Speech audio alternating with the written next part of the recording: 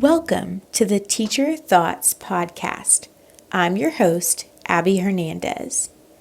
Teacher thoughts can be groundbreaking. Teacher thoughts can be tiring. And the good news is, teacher thoughts can be changed. I don't claim to be a mental health expert. I'm just an educator, and I'll be using this space to synthesize what I have learned from my self-help research in a way that will help you.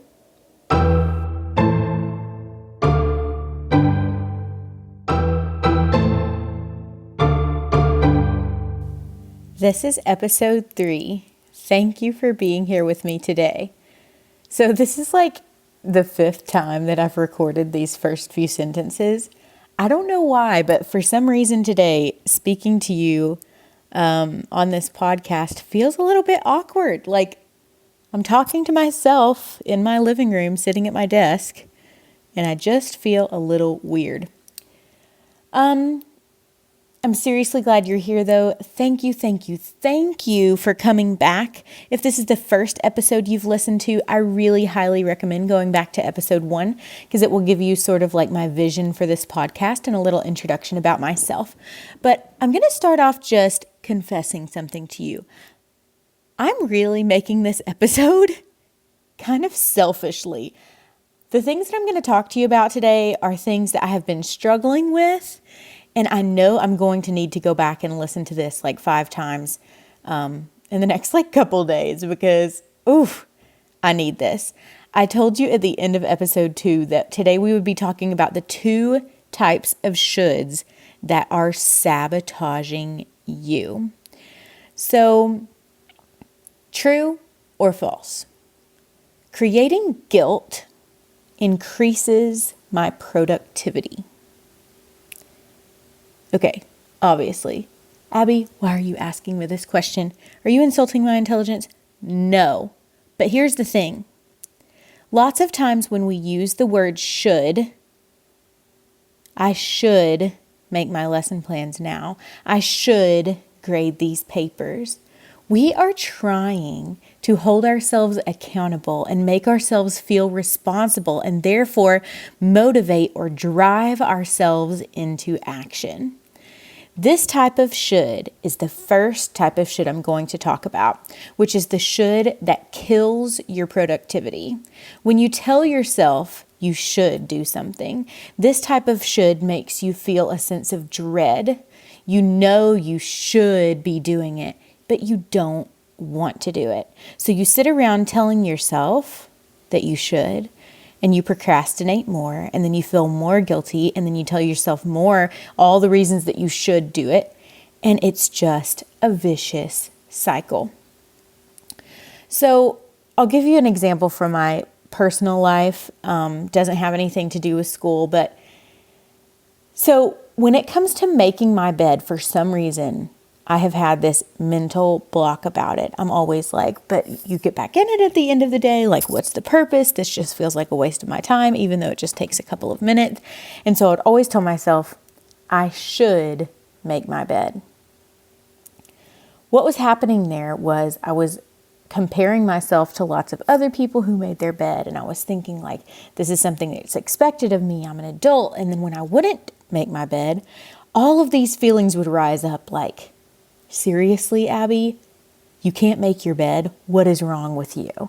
You should feel bad about that. You should just do it because it's something that is simple and any adult human being should be able to do. Well, instead of being like, oh yes, you're right, self. It's simple. I should be able to do that. I'm just going to go ahead and do it. It would just bring up all of these feelings of guilt that would make me want to avoid it even more. And so I would just look at my bed and think how awful it looked, but never actually get around to making it. And then once in a blue moon, whenever I would finally make it, I would be like, why didn't I do this sooner? It feels so good to have that done. So when it comes to school, I do the same thing with planning. And that's what I was talking about being selfish because we're about to go back to school after Christmas break. When some of you may be listening to this on Apple Podcast or wherever it ends up, it'll probably be past December. But right now, it is the end of Christmas break, and part of my plans are done. We did them before break, but there are other things that I need to do to get ready to go back to school. And so I've been avoiding it like the plague. And I do this all the time to myself.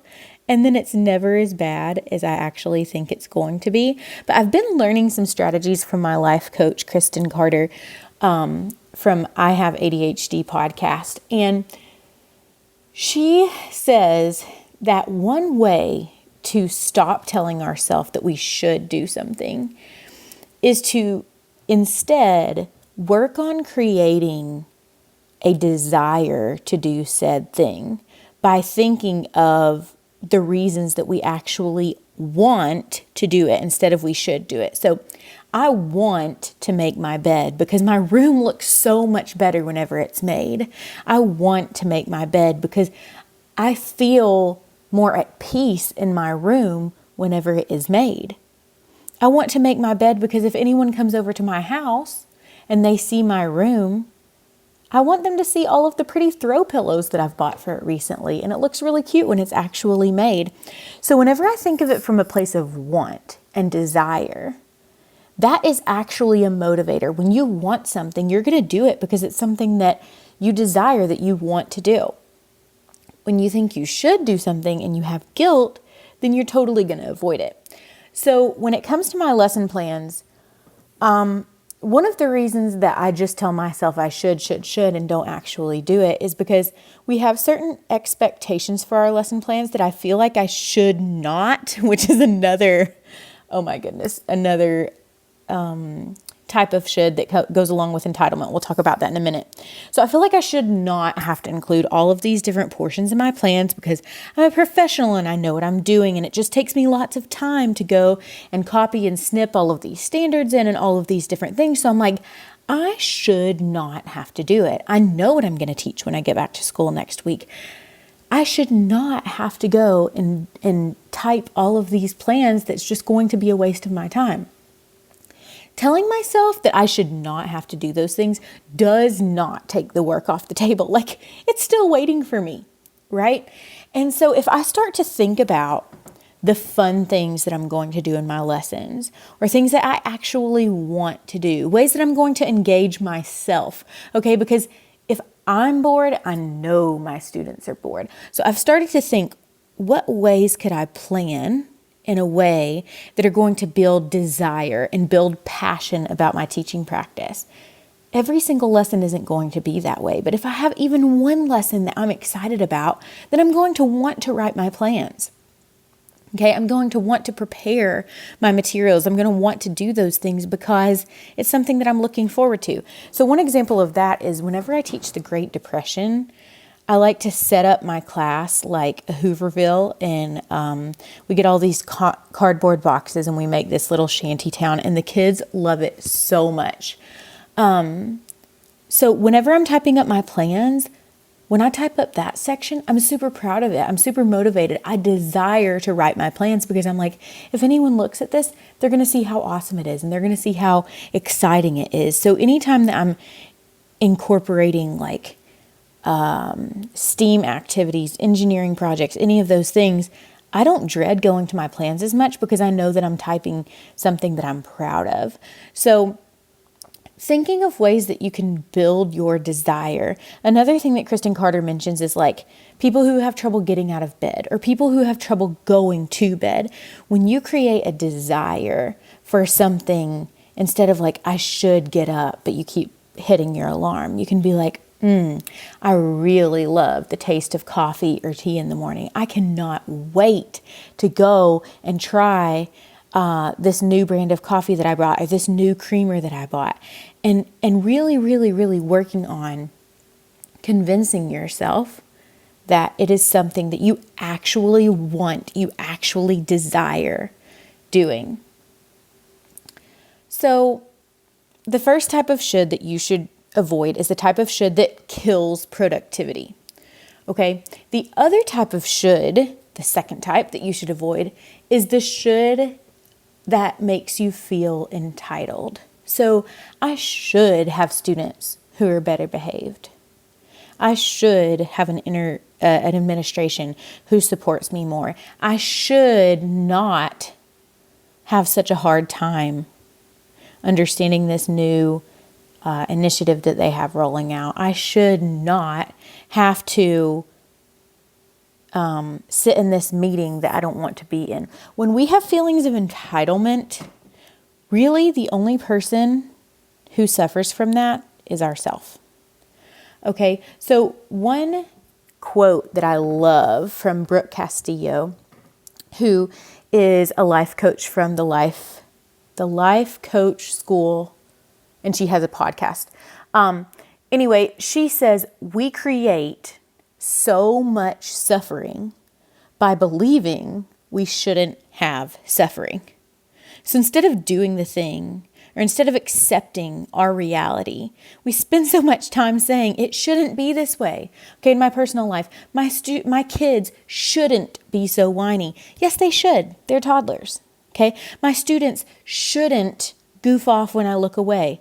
Yeah, they should. Have you seen teachers in a training whenever the trainer stops talking? Like, we all goof off or start talking or turn to each other and even talk during the middle of the presentation. So we want to live in this vortex where everything is perfect. And instead of accepting that life is 50-50 and things should be the way that they shouldn't be differently, then we're just creating this misery, this suffering for ourselves by thinking that we shouldn't have to suffer, which that's just not reality. And the irony here, and I just have to say it, is if we think of our suffering in comparison to other suffering around the world, what we consider suffering is like almost laughable.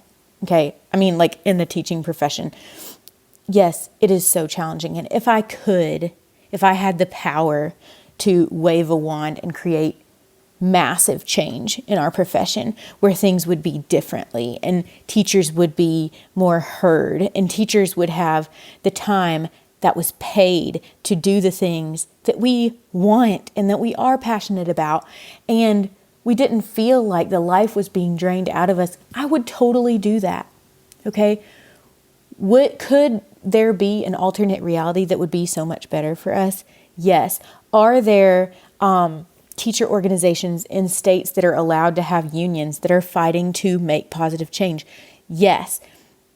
Is just pretending that everything is positive going to like change our entire viewpoint about teaching? No, like I don't believe that. Life is 50-50. We have negative emotions. We have positive emotions. We have negative experiences. We have positive experiences. But when we have something that is in our sphere of control, which is our outlook on our circumstances, then if we choose to sit in that negativity, then we have to accept that that's the way it should be. We're not doing anything to change it. Okay? That we're living the life that we're supposed to live. Right? But when we just take action and decide what we want as teachers, as what we want as human beings, and we take the steps to change our thoughts. Okay, I'm going to remind you of the motto created by Brooke Castillo. Our thoughts create our feelings create our actions, and our actions create our results. So if we want a result different than we have right now, the first thing that we need to work on taking control of or our thoughts about said thing. I don't think between today and Sunday, I am going to do enough thought work to change my mind about planning. Okay? I would like to create desire. I'm going to consider positive, happy, engaging lessons that I can make to try to build up that desire to plan. But I've had such a block about this for so long. I imagine I'm still going to have some negative emotions and negative thoughts that I'm hanging on to whenever it comes crunch time and I have to write out these plans. So the other option is when you've acknowledged your thoughts, you jot them down, you work on trying to change those thoughts and build desire and stop. Okay, I was going to avoid using this pun, but like literally every psychology website and every person who mentions it on a podcast says it this way. This is not my sense of humor, but some of you I feel like would appreciate this. When we stop shoulding all over ourselves, I don't even like that, but okay. When we stop shoulding all over ourselves and we've moved on to a place of acceptance, sometimes we're still going to feel the negative emotion. It sucks. It totally stinks. And it literally sucks some life out of us, like seriously. But sometimes we are just going to have to take that negative emotion with us and do the thing anyway. So when I write my plans, I'm definitely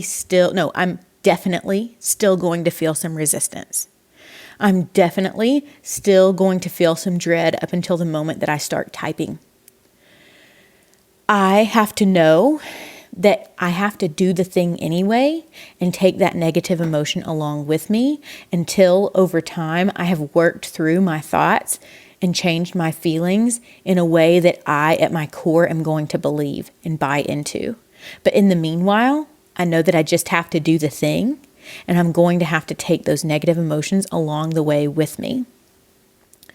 So I hope this is starting to make sense to you, that the word should is something that is holding us back so much.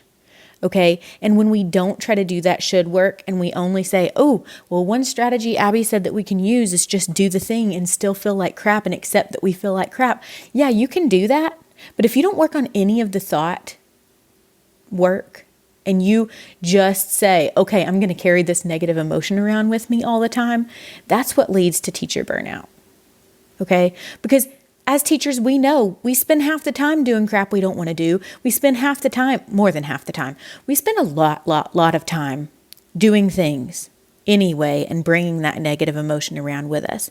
So we know that that's something that we can do, but it's not ideal, right? So if we can use some of these strategies to hopefully create positive change for ourselves, it'll rub off on people around us. And it's going to be hard when you first start this work because there's going to be lots of negativity around you still, lots of resistance around you still. And you don't have to try to convince everyone else of these things that you're doing and these changes that you're making in your own mind yet. Okay, but just recognizing when you are using should to guilt yourself into and try to motivate yourself to do something, that's being counterproductive. So just stop. Take the word should out of your vocabulary, except when it comes to like, I should put the seatbelt on my children. Like when it comes to safety, like there are some things that we should do. But when it comes to productivity, should does not help us succeed. Should does not lead to a positive result. Should makes us suffer, feel like crap, not want to do the work. So this was another type of something called a cognitive distortion. A cognitive distortion is a negative thinking pattern that psychologists have grouped together and put a name to because so many people in our world struggle with these same types of thinking patterns. So people using the word should or have to or must is like this whole phenomenon that psychologists have named.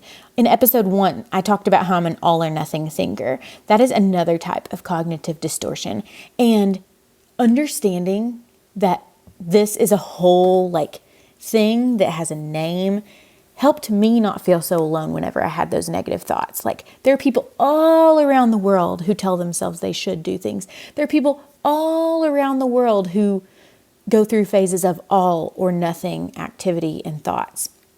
So in our next episode together, I'm going to dive in with you deeper to exploring cognitive distortions and how your mind is lying to you. This has been episode 3 of Teacher Thoughts. Thanks for stopping by. Have a good week.